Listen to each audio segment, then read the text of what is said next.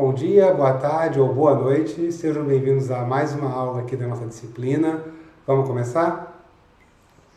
Então, no roteiro para a aula de hoje, a gente vai falar sobre o problema de otimização, e eu vou falar sobre o problema do caixeiro viajante, e depois um algoritmo chamado Hill Climbing, para tentar resolver esse problema.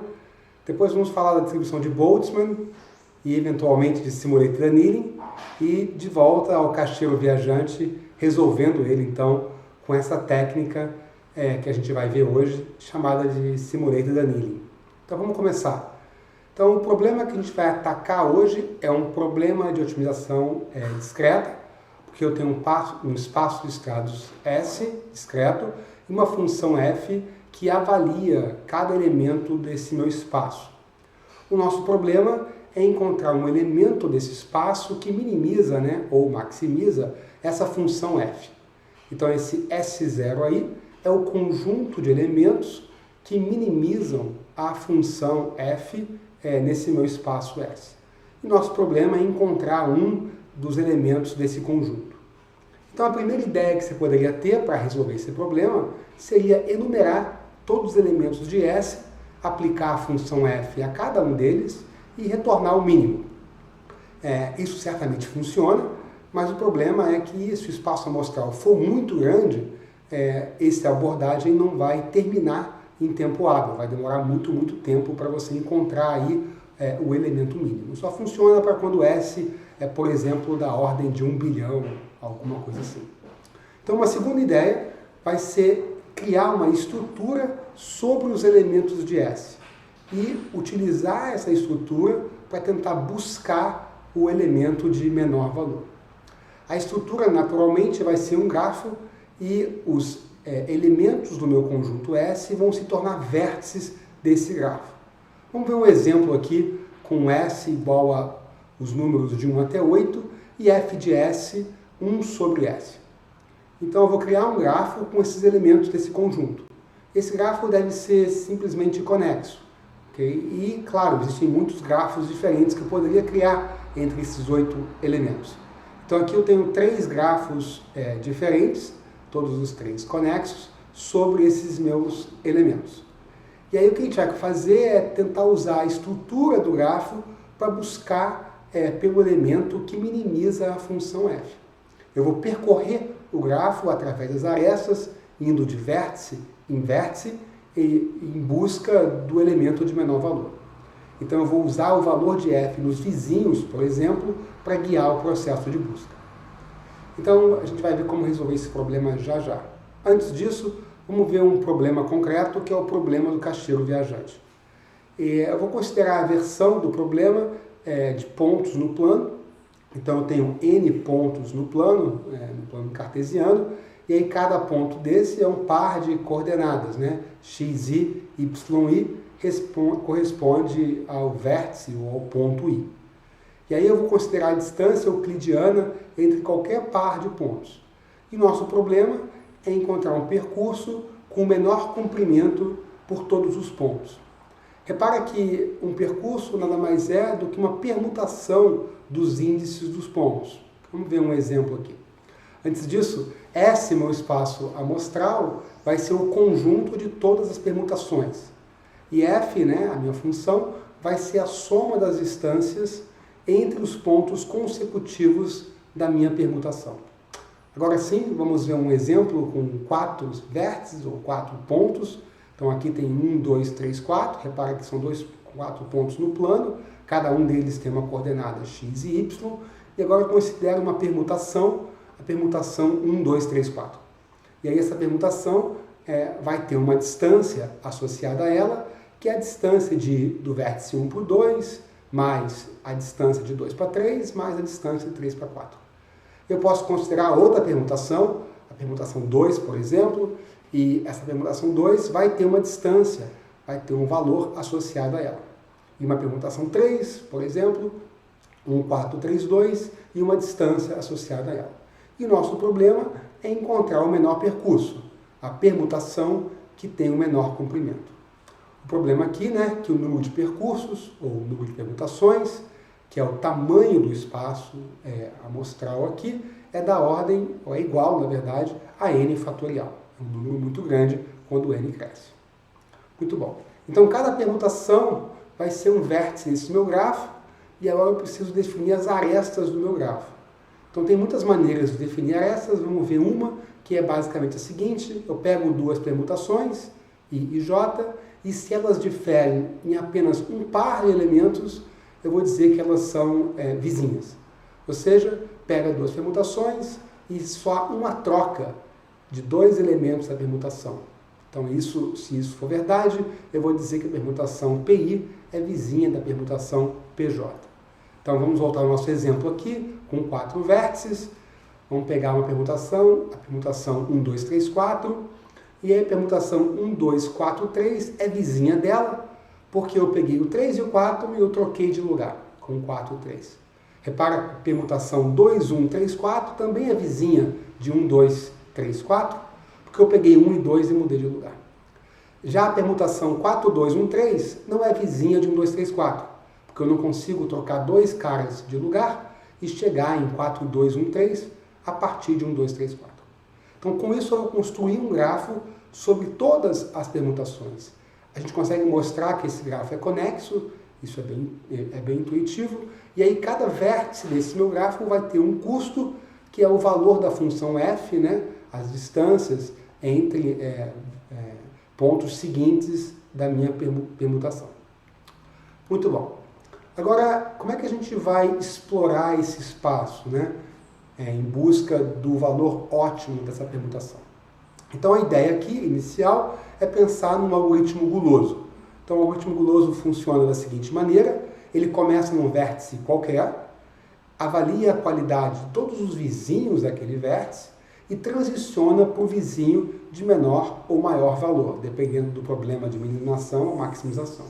E aí, quando eu estiver nesse vizinho, eu repito esse passo até eu chegar num vértice onde eu não consigo fazer mais isso, né? Onde o vértice ele tem um valor menor do que todos os seus vizinhos, num problema de minimização, ou maior que todos os seus vizinhos, num problema de maximização. Bom, esse algoritmo é conhecido como hill climbing, porque se você olhar, né, ele está descendo, ou subindo, gulosamente pela montanha, indo para o vértice vizinho de maior valor, e aí desse vértice ele escolhe o vizinho dele de maior valor e assim sucessivamente. Então o algoritmo funciona, ele vai parar em algum lugar, o problema dele é os mínimos e os máximos locais. Então o mínimo local é um vértice cujos vizinhos são todos superiores a ele, então ele não consegue transicionar, ele não consegue melhorar a qualidade da solução que ele possui. Muito bom, vamos ver um exemplo para ficar mais claro. Vamos voltar naquele nosso espaço amostral com 8 elementos. A minha função f de s é 1 sobre s. Nosso problema é encontrar o mínimo. Então eu vou usar o algoritmo de hill climbing para transicionar para o vizinho de menor valor, porque o meu problema aqui é de minimização. Então está aqui o meu grafo, um dos grafos possíveis que a gente poderia ter. E repara que quando eu começo o algoritmo no vértice 4, ele vai do 4 para o 5, do 5 para o 7, do 7 para o 8, de maneira gulosa, pegando sempre o vizinho de menor valor, e encontra o ótimo global. Em contrapartida, se eu começo no vértice 1, eu vou do 1 para o 6. E aí eu fico travado no 6, porque 6 é o mínimo local. Se eu começo no vértice 2, eu também vou 2, 6, e fico travado nesse mínimo local. Vamos pensar num outro grafo sobre o mesmo conjunto de elementos, pelo mesmo espaço. E agora, se eu começar aqui no vértice 1, eu vou de 1 para 5, de 5 para 7, de 7 para 8 e encontro o mínimo global. E se você olhar um pouquinho, você vai ver que nesse grafo que a gente construiu, a gente pode iniciar o processo em qualquer vértice e a gente sempre vai terminar com o mínimo global. Então, a notícia aqui é muito boa, né, para esse grafo. E eu queria ilustrar aqui a estrutura que esse grafo que a gente constrói tem nesse processo de encontrar o ótimo. A estrutura claramente tem um papel muito importante aqui.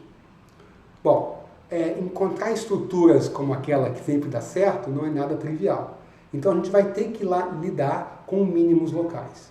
Então uma ideia para lidar com eles é não ser tão guloso. Usar aleatoriedade para controlar a nossa gula. Então a ideia aqui é permitir transicionar para um vizinho que seja pior do que o vértice atual e que seja pior do que algum outro vizinho. Tá? Então, às vezes as coisas têm que piorar para poder melhorar depois. Essa é o ponto-chave aqui. E como é que a gente vai fazer isso, né? Bom, eu tenho que transformar aquele meu grafo anterior numa cadeia de Markov. Irredutível e aperiódica, para garantir que eu consigo chegar em todos os lugares e ter certeza que ela possui uma distribuição estacionária. Qual distribuição estacionária que a gente vai usar? De todas que a gente poderia escolher, imagina o que a gente vai fazer. A ideia aqui é relacionar a probabilidade associada a um estado, a um vértice daquele meu grafo, ao valor da função f naquele estado.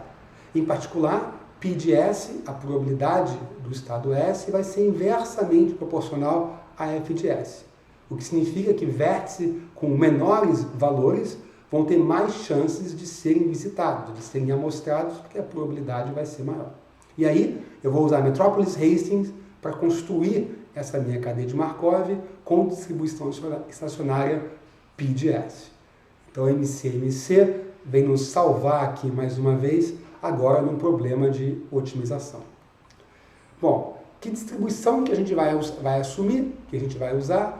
Bom, existem várias possíveis, uma das mais usadas e mais famosas é a distribuição de Boltzmann.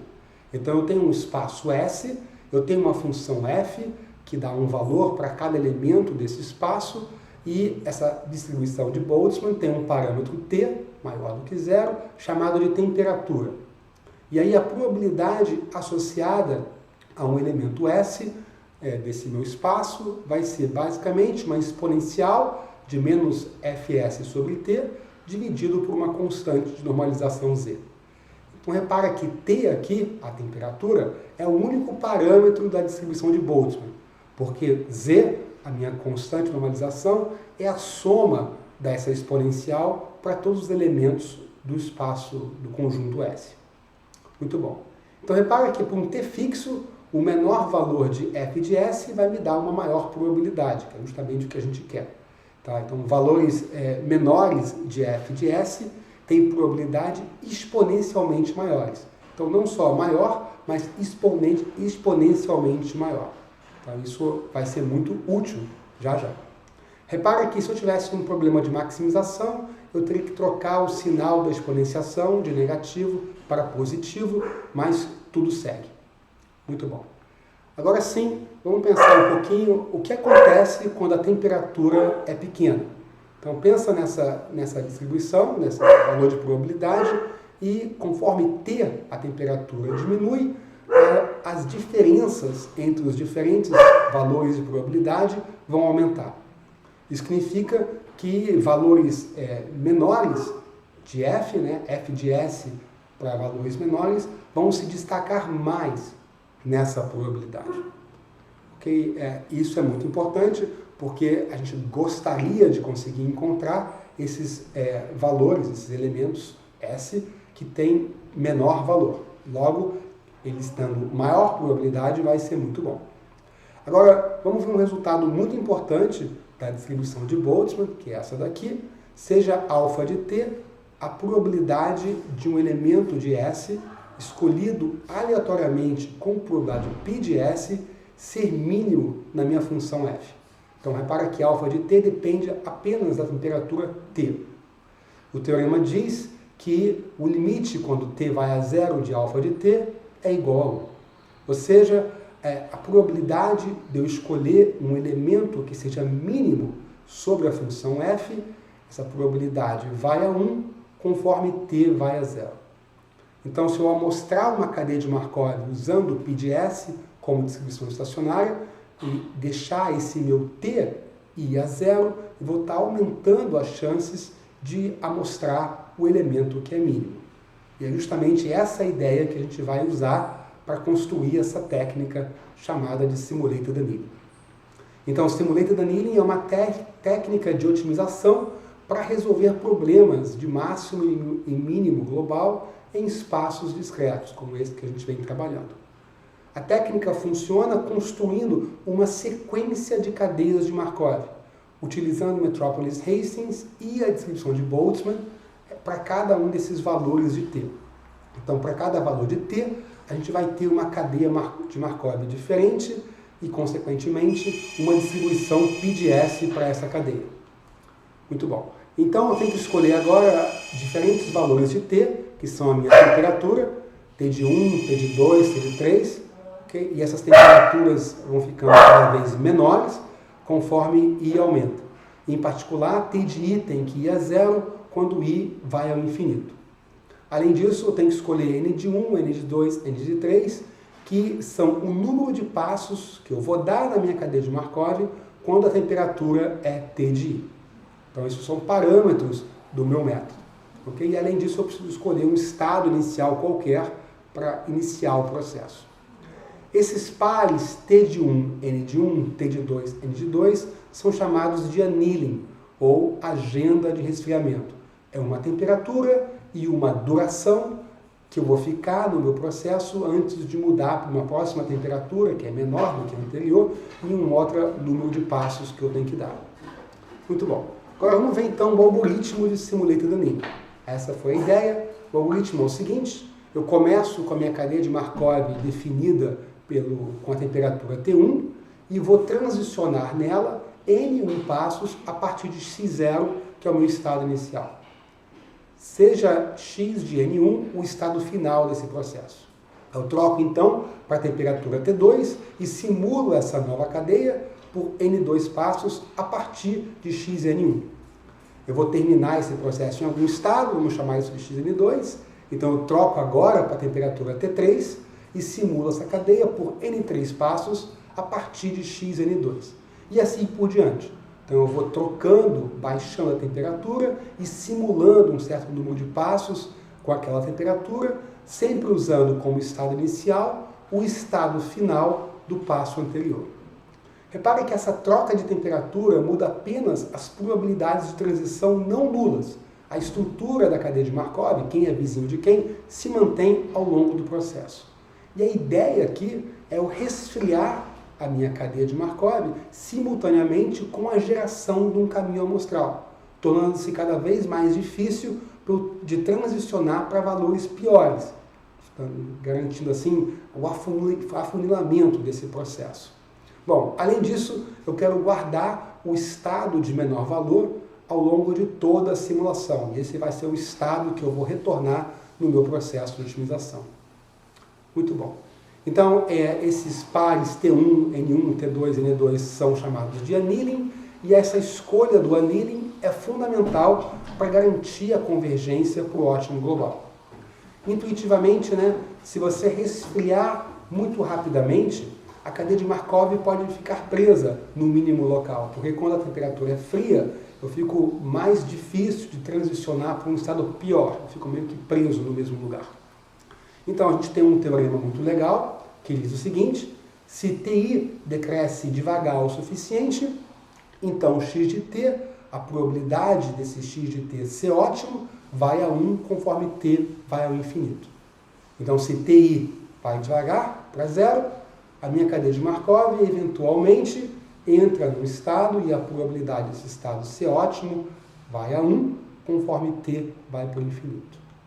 Bom, os problemas aqui é o devagar suficiente, como é que t tem que decrescer, isso depende muito do problema, e devagar o suficiente pode ser muito lento para o método ser útil na prática, Esse devagar pode ser tão devagar que você tem que dar um número tão grande de passos que você não consegue dar esse número de passos em tempo hábil.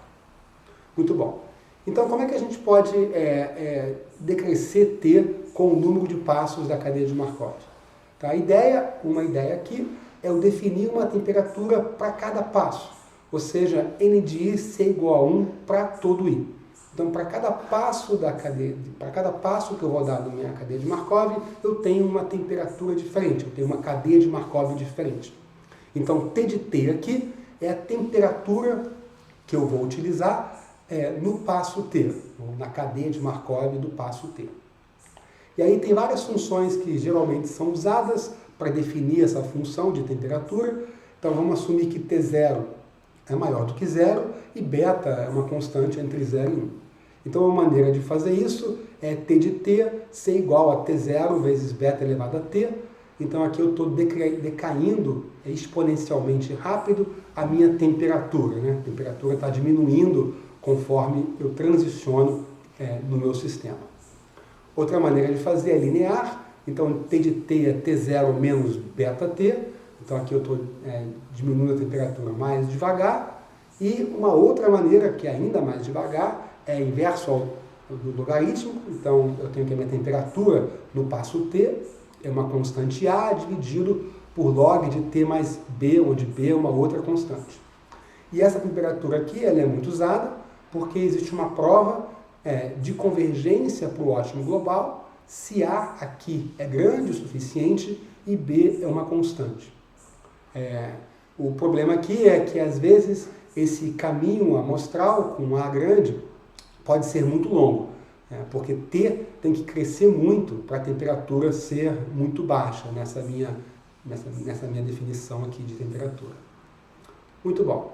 Então, essas estratégias de resfriamento que a gente acabou de ver são fixas no sentido de que elas não dependem das amostras que estão sendo geradas. De maneira intuitiva, você poderia pensar em estratégias de resfriamento que levassem em consideração o que está acontecendo, né, com o caminho amostral. Então, essa é uma ideia que é também utilizada, chamada de estratégia de resfriamento adaptativa ou dinâmica. Então, ela utiliza os valores das amostras que estão sendo observadas para resfriar a temperatura.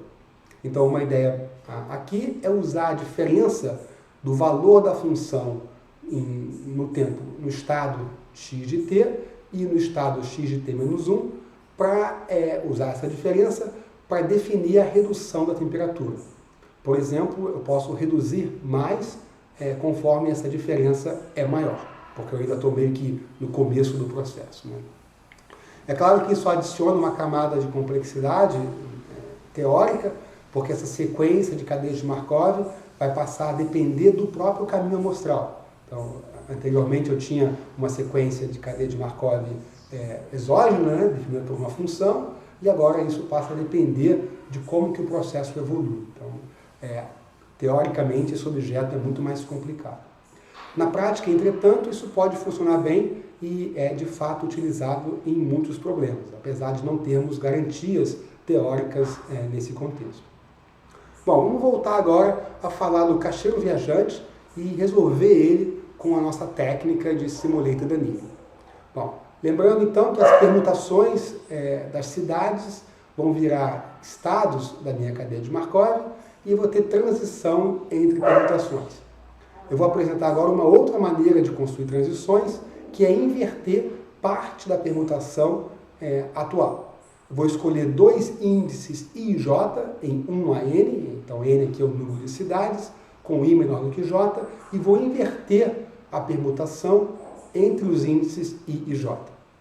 Vai ficar claro com um exemplo aqui. Imagina que a minha permutação é essa, 1, 2, 3, 4, 5, 6, 7, 8, 9, e I e J são 3 e 6. Então, 3 e 6 são índices, que vai do elemento 3 ao elemento 6, que nessa permutação corresponde a 3, 4, 5, 6. O que eu vou fazer é inverter esse pedaço da permutação. Então, isso vai ser um possível destino da minha permutação atual. Um outro exemplo, imagina que essa aqui é a minha permutação, I igual a 2, J igual a 4. Então, vou pegar os índices 2, 3 e 4 e vou inverter eles. Então, isso aqui tem uma outra permutação, que é uma possível transição a partir dessa permutação à esquerda. Okay? Então, o objetivo dessa permutação, dessa técnica de transição, é você poder redefinir e inverter pares de arestas.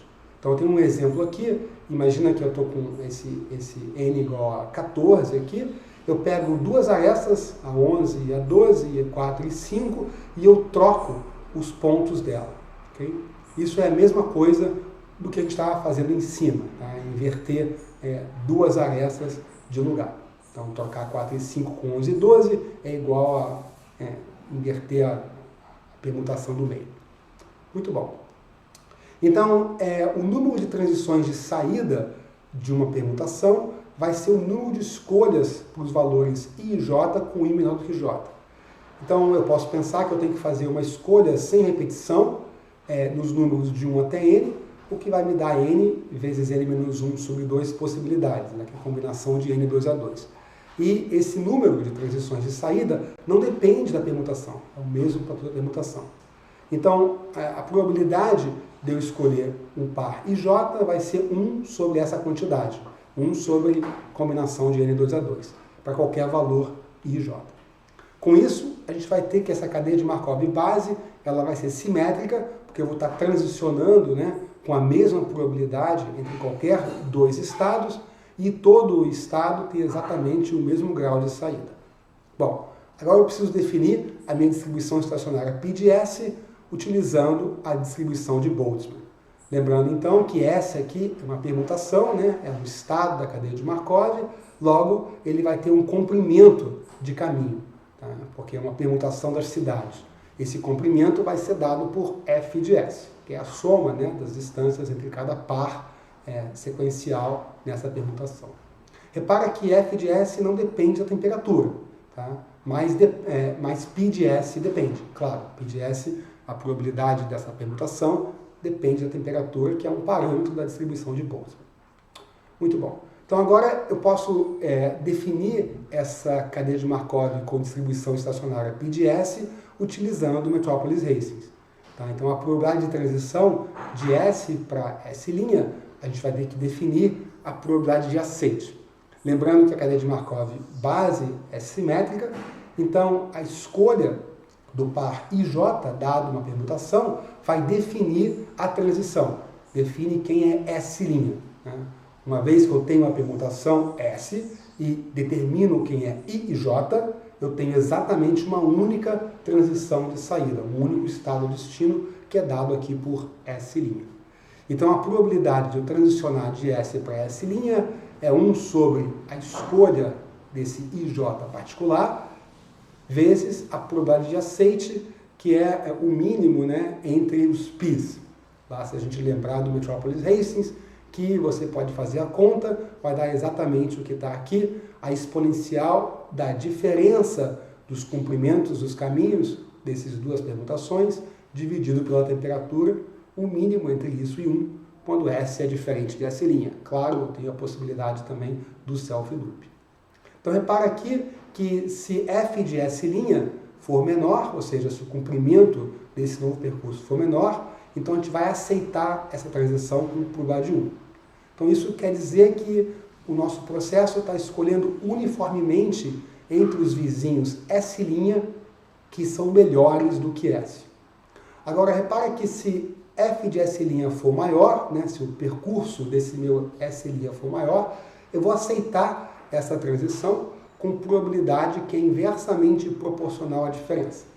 Ou seja, eu tenho menos chance de aceitar essa permutação conforme o comprimento do caminho induzido por essa permutação aumenta. Muito bom. Agora falta a gente definir uma agenda de resfriamento, né? Para T1, N1, T2, N2, etc. Bom, infelizmente a gente não tem muita teoria para isso.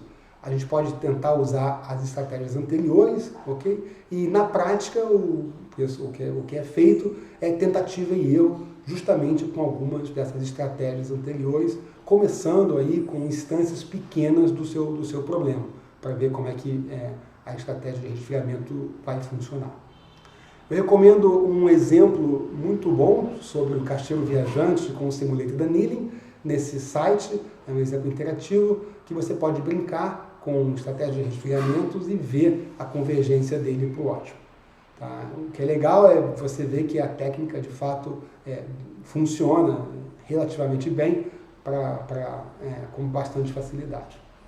Ainda assim, esse problema, né, não só no contexto caixeiro viajante, mas um contexto mais amplo, né, em problemas geral, ainda é tema de pesquisa em diferentes áreas, tá? Na física, na computação, na matemática, na engenharia, tem muitos diferentes problemas que são atacados com o simulator da Annealing, que dão origem a diferentes problemas, como esse de encontrar a agenda de resfriamento ótima para um certo problema. Então, basicamente, isso é tudo que eu tinha para falar para a aula de hoje. A gente se vê aqui na próxima aula gravada ou no nosso encontro síncrono. Até já!